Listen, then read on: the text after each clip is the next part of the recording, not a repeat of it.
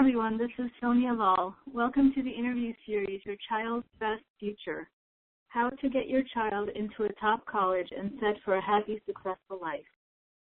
We're doing this interview series to learn from experts who can bring clarity to the college admissions process for high school students and their parents.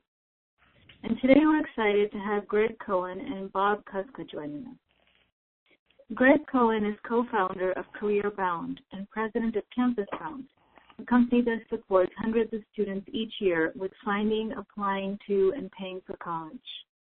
In helping students decide on colleges to apply to, he understands what is driving the high school student and parent decision-making process. He has worked with high school and college students to help them identify their majors and career paths as they prepare to take the next step in life's journey. Greg has appeared on multiple media outlets over the last 15 years to discuss elements of the college admissions and financial aid process. Bob Kuska is president of Fusion Factor Incorporated, a strategic human resource consulting firm. Bob is also co-founder of CareerBound, the first comprehensive, personalized process to help college students identify careers and navigate the job market. Previously, he was a senior executive at the Gillette Company. Bob's management articles have appeared on BusinessWeek.com and various journals, including international business journals. He has also been on NPR and Fox Business Network and is the author of the book The Higher Ground, An Insider's Guide to Finding a Career. Bob has been adjunct faculty at Boston University, Babson College, and Lesley University. Thank you both so much for joining us today. It's great to be here. Great. So I wanted to start off asking you both about high school students as they are in the process of, learning what is of interest to them and what kinds of extracurriculars they want to participate in high school. And I'm wondering if you have any advice for them on that end. Yes, we tend to think that as early on in the high school years, it's great to be able to get a variety of different types of things. It's a great time to learn about what you like, and so experiment and gain different experiences both within the school, your high school's opportunities, but also outside of that. And hopefully, as you go through the high school years, you can start to identify those ones that you find most interesting, and at that point, going in deep into those areas that you're most passionate about. So it's okay to those first couple of years to try many different types of things if you're not quite sure what areas are the most interest to you. But then as you go along, to try to really fine tune that and go deep in those areas that you like. Okay. Yeah, and I think you have to consider the perspective of the high school student. It's very challenging for them looking at the world of careers. There are so many careers out there, and asking them to start thinking about focusing is difficult. Rather than ask them to think about focusing on a particular career, what I say to them is start thinking about things that you've done, not just your academic background in high school, but the work you've done with sports teams or clubs in school or outside organizations like community programs. And think about the things that you enjoyed most and the things that you did well and had an impact on. If you start thinking that way, it's a different approach, and you start thinking, for instance, that I really like doing, analysis with numbers. Well, coming to that early on will help you to direct yourself both in terms of education and academic choices and extracurriculars as well. Okay. Yeah, that definitely makes sense. I think for a lot of students, they may not have been active in junior high school, and so, coming as a freshman in high school, they don't know what to participate in, when to start. There's a lot of clubs that have availability that they can join. Those list of extracurricular clubs are available in high schools. And should a student basically just start to participate in clubs that look interesting to them, basically? Is that your main advice? It really is as simple as that. I wouldn't matter. It matters less about which ones. A school is going to care, a college is going to care as much about the artist as the athlete as the person that's involved in or work. If it's a job during school. So if there are things that are of interest, those are the ones that you should go for. It's not necessarily there's a right one or a wrong one. Okay, that makes sense. And what about when should they decide which clubs that they're going to stick with for the next few years? Because I know a lot of students join a club and then drop a club, and they do that throughout their high school years, and that's not, the kind of activity that shows the most commitment or persistence. And so, at what point do you suggest that students decide what they're going to participate in? Every student is different, but generally speaking, if a student can, by the time they get to their junior year, start to pick those ones that they're most passionate about and identify those are ideal and start to do, more in those areas, as they get into their first part of their senior year, take leadership, do things related to it inside and outside of school, that's ideal. So, junior and senior year, hopefully you're starting to refine a little bit about what you like, and if it means dropping a club that you are less interested in or an activity, that's okay.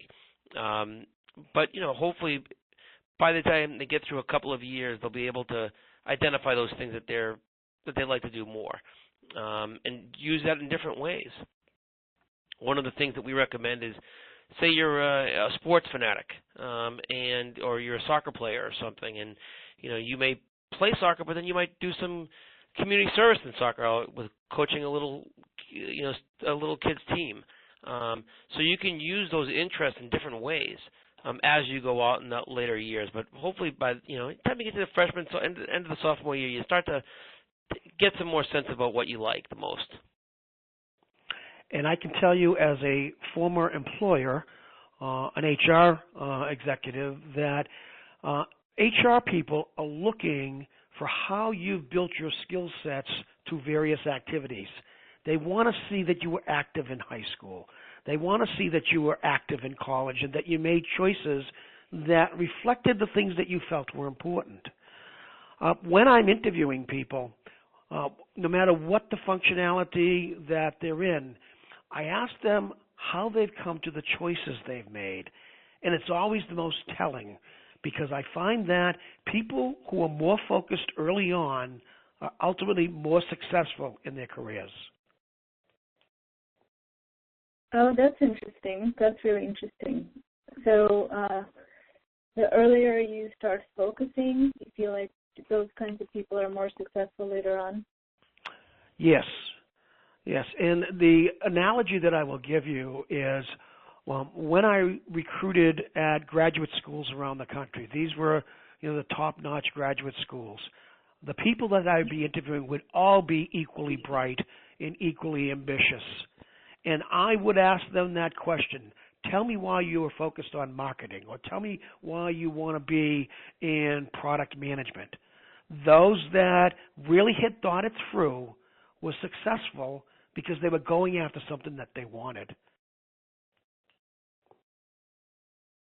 Absolutely. That makes complete sense. I have a question for both of you that you may or may not be able to help us with, but it's a question that comes up quite a bit when I work with students or in high school. And the main thing that comes up is, how can the student learn about different careers during high school? Because a lot of parents these days are worried about the cost of a college education, and they would rather spend that money making sure that their young son or daughter is going to major in something, and learn some skills and have a degree that is marketable, after college, rather than spending time studying something, but then maybe changing their mind several times, or getting a degree that is not as marketable. And I know there's a debate about liberal arts education versus more career-oriented education. So, we may or may not want to get into that at this interview, but the main question is, how can high school students at that age start to explore different careers in a way that is realistic for them? Okay. Let me respond to that by saying there is a bit of a catch-22 in that question, Sonia, in that if a parent wants their child to go after a career that's got a demonstrated return, so for instance, in today's world, accountants and computer engineers and STEM students, those are all academic studies that are more likely to result in a high-paying job. But if the student's not interested and they go into that role because maybe they say, well, I could be an accountant, although I'm not thrilled about it, but if they go and study and they're an average student, it actually will be to a detriment.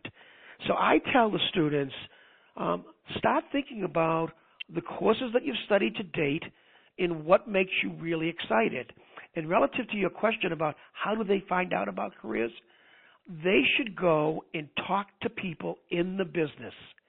And one of the things that I believe is that most people will give freely of their time if a student calls up and says, you know what, I'm thinking about becoming an engineer.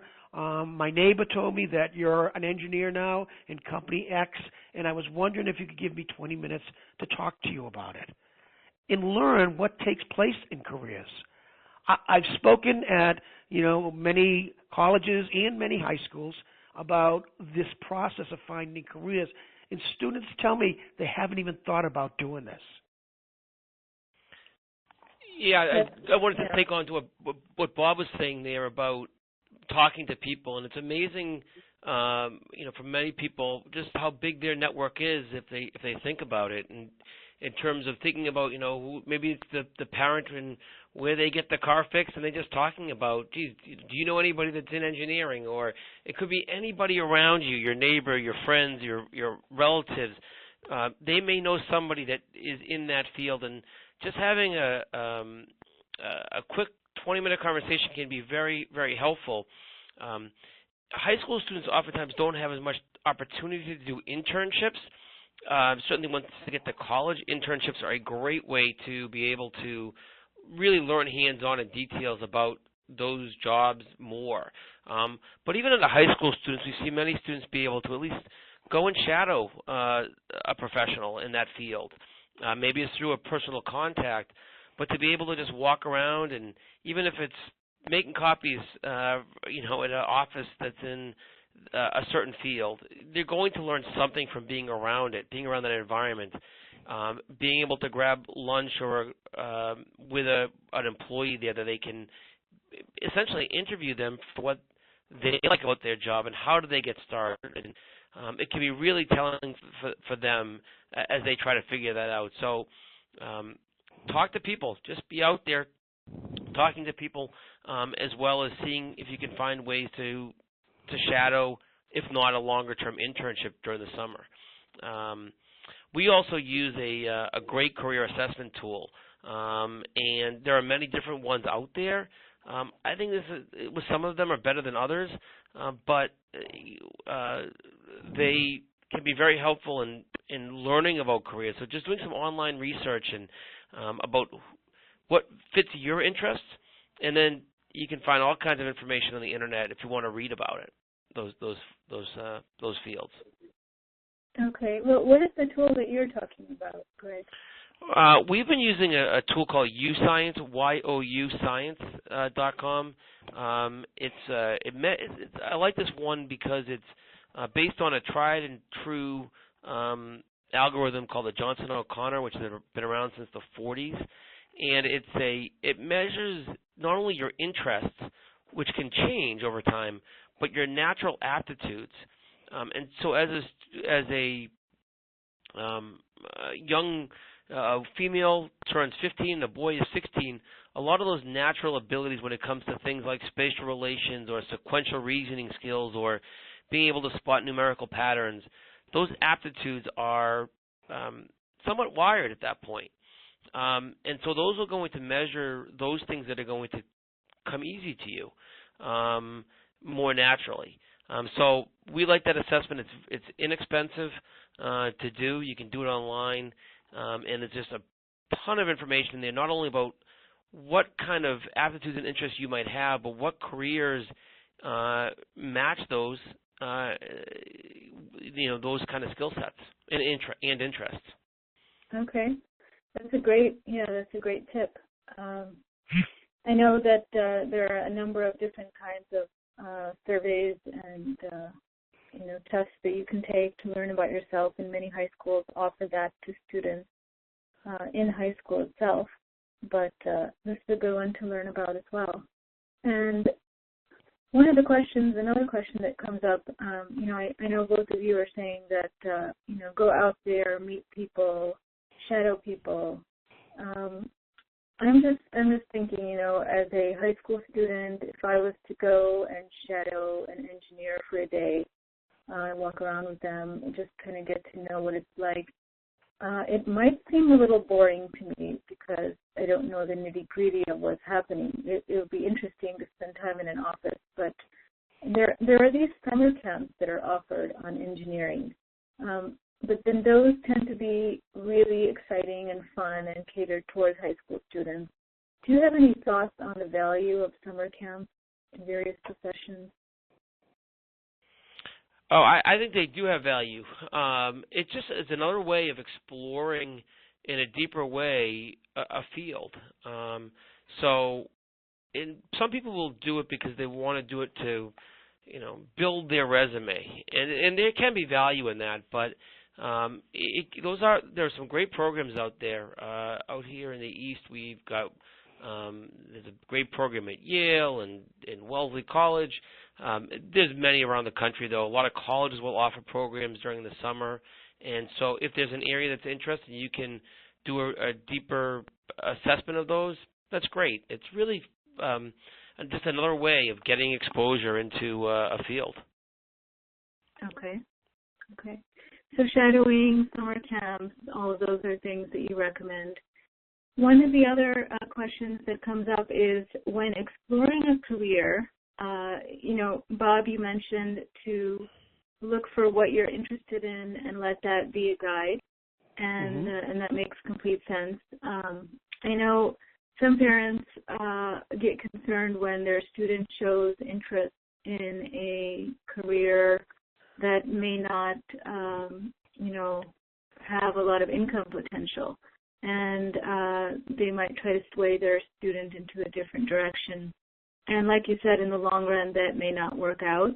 But I'm wondering what kinds of tools you could recommend for students to explore not only different careers, but also, what their earnings will be over a lifetime, or what the potential is for moving up in that career. Okay. The tool that Greg was referencing, U-Science, a few minutes ago, when you take this test, and it's a lengthy test, it takes 2.5 hours to take the test. It then gives you a profile of your skill sets and your interests, and then applies them to a series, quite a large number of jobs that come from the Bureau of Labor Statistics. So, for instance, if you took the test and it demonstrated that you should be a marketing person, when you clicked on that job, the tool allows you to drill down and see, what does it take to be a marketing person? Do you need an undergraduate degree? Do you need an MBA? What regions of the country are hiring marketing people? What is the minimum, median, and maximum salary in this field? And how many openings are there at present? So there's a lot of data in that tool. And it also allows you to, once you start to see those sense, you might think you want to be an artist, say, which is not typically known as a lucrative career, or a musician. Maybe you're a musician, and that's a field that parents may have apprehension because of the earning potential. But as you drive into that, you can see there may be related fields that are in the music industry that are maybe music management or something where you're managing a record label or some other type of a producer, which does have a greater earning potential. So you can very easily flip around within that tool and see those same skill sets and those same interests may apply to fields that may have just utilizing your passions in a different way and still being around that field. Okay. Yeah, that sounds really helpful. So basically, uscience.com, you take that test for 2.5 hours, and it really helps you to see the various kinds of jobs that are out there based on, what it's learned about you and your interests. And when is a good time to take that test? Is that for when you're a freshman in high school or earlier or later? The recommendation is that for girls 15 or older and boys 16 or older is when those aptitudes start to get formed. So anytime after that, obviously you can take it older once you get into college as well. But that's about the minimum ages that they recommend. And they refined it actually a little bit. With all of the extra, there's about 16 different assessments. Some of them they've deemed optional, so you can actually get through it in less than 2 hours now. So it's fascinating, it's accurate, and it's a nice scientific way to do it. We definitely recommend though that not completely relying on it. We think that that's a nice scientific, quantitative way to do it, but by talking to people, by taking classes, by taking the summer program, talking to professors, those are, once you get off to college, those are going to be great ways to make a good, sound, methodical assessment of what career you want to pursue. Okay. Now let's say combination. Let's say, sometimes I have gifted students who have many, many different interests, Mm-hmm. and they're not ready to focus in on anything quite yet. And so do you have any recommendations for those kinds of students?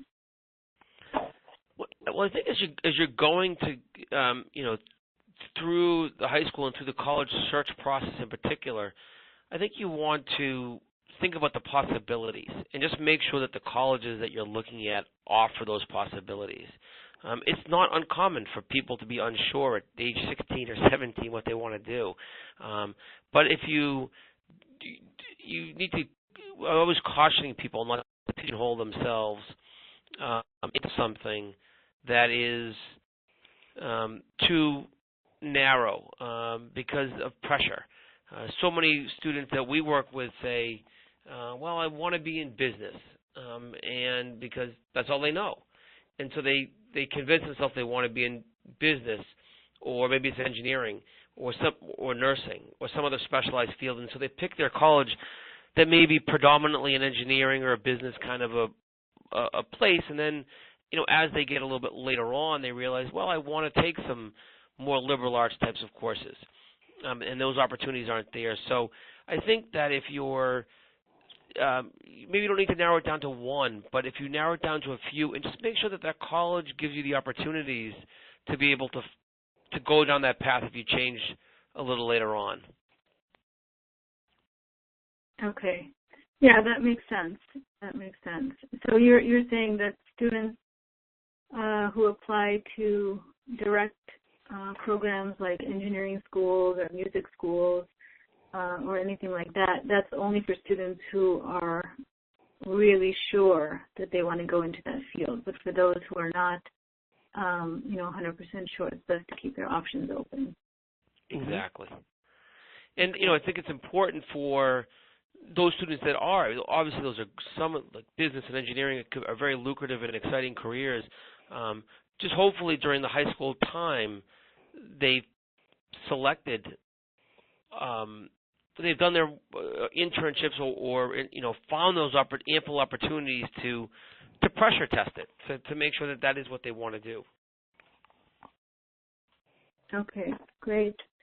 One question that I have Another question, this might be more directed to you, Bob, is when students are deciding which colleges to apply to, do you have any idea, since you've been in HR, are there certain colleges that you used to recruit at more than other colleges, depending on the reputation of the school or something like that? So are there certain colleges where the job opportunities or internship opportunities are better than at other colleges? I think the general rule of thumb is that the students really have to evaluate each college on its own basis, on its own merit. So, for instance, there are colleges that have co-op programs where the students get work experience during the time of their education, or schools that have work practicums. They're not quite a co-op program, but build that in. Knowing what those are ahead of time, and you can do research and find out about them, is very, very helpful. The reputation of a college is valuable in two ways. If you've applied to and been accepted to an Ivy League college, there's a certain factor that employers are going to be impressed that you were accepted and went to that school and did well. But it's not just going to a school with a reputation. It's going to a school where you can realize your potential. So, for instance, for some people, going to a large college is not a good idea. For other people, going to a college that has multiple programs. So, as an example, my oldest son was both a musician and a very strong math person. He went to an engineering school, but he went to an engineering school that also had a liberal arts program so that he could experiment on both sides of the things. And lastly, one of the things they should check out, even in the application process, is visit their career center. What are the career centers doing for the student? How are they staffed? Is there just a couple of people for 1,000 students? Do they have any online resources? Do they have a good success rate in placing people in the particular major that you're applying to? All of those are questions that you should ask as you tour the school. Yeah, that's a very good piece of advice. I like that one. The career centers, if you try to review a college's career center through their website, after a while they all start sounding the same and looking the same. And so I like that question that you asked, how many people work there? That's a good question. Success rate. Now, how do you actually determine the success rate? And should you just believe what the college says, or should you talk to seniors at that college? How does that Both. You should ask the schools for the statistics, but you have to be careful with the statistics because the school may tell you, we place 70% of our graduates within 6 months after they graduate.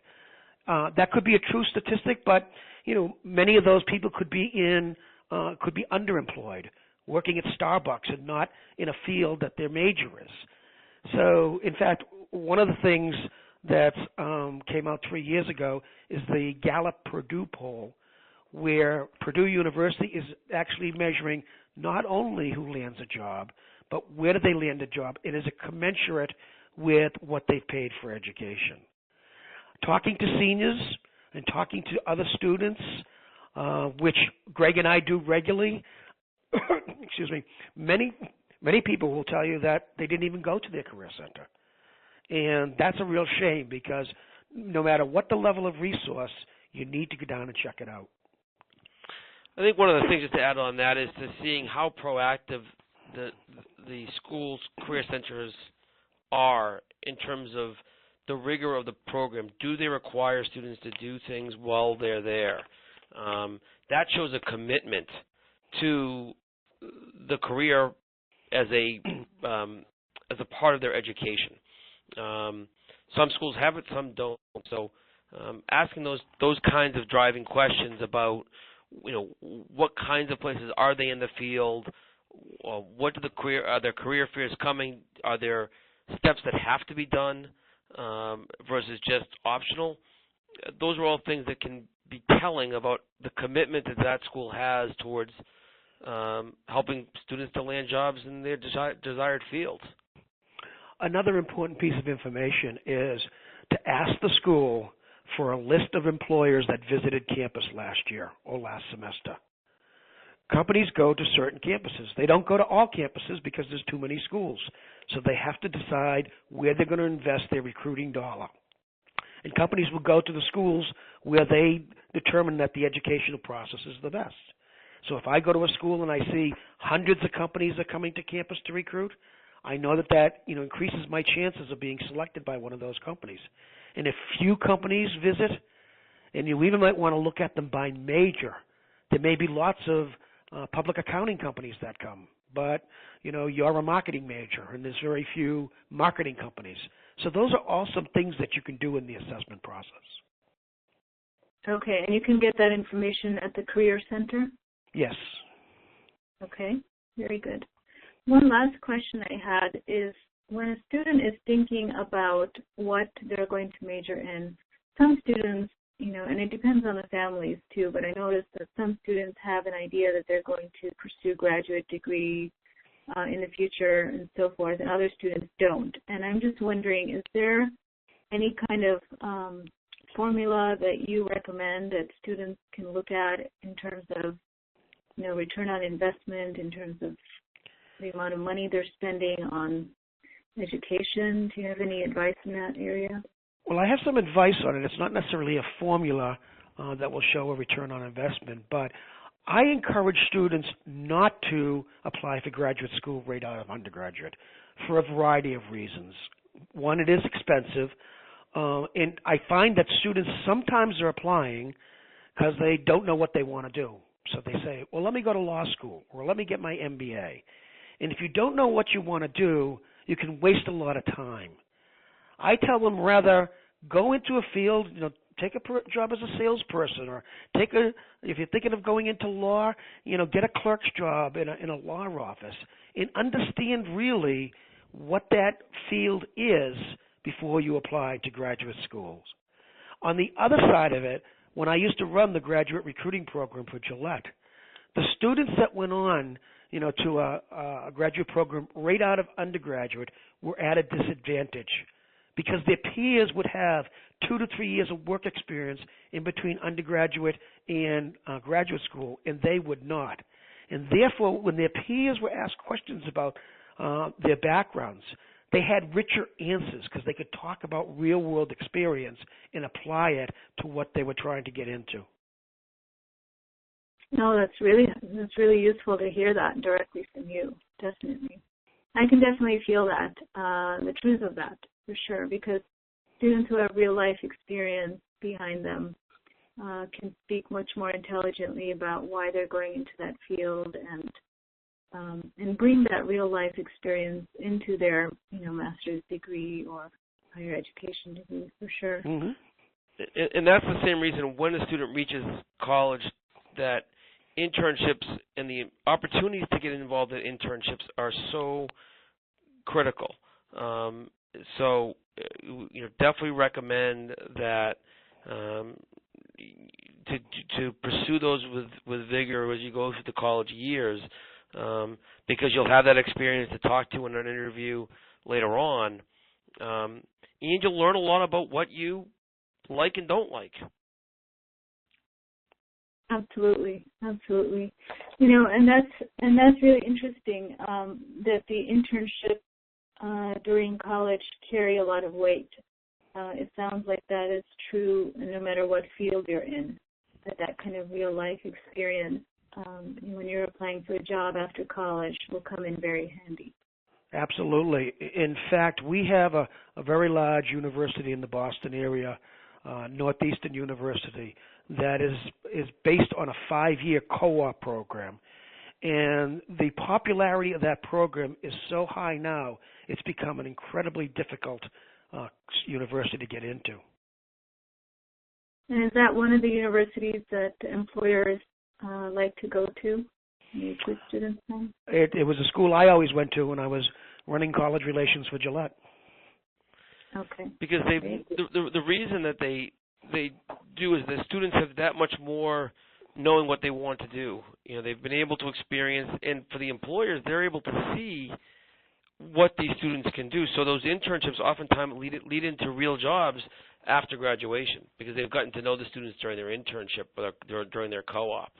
The employers tend to like knowing that these students have tested their interests, and we've been able to test them in many cases by either them working earlier during their college careers or just from the references that they can provide.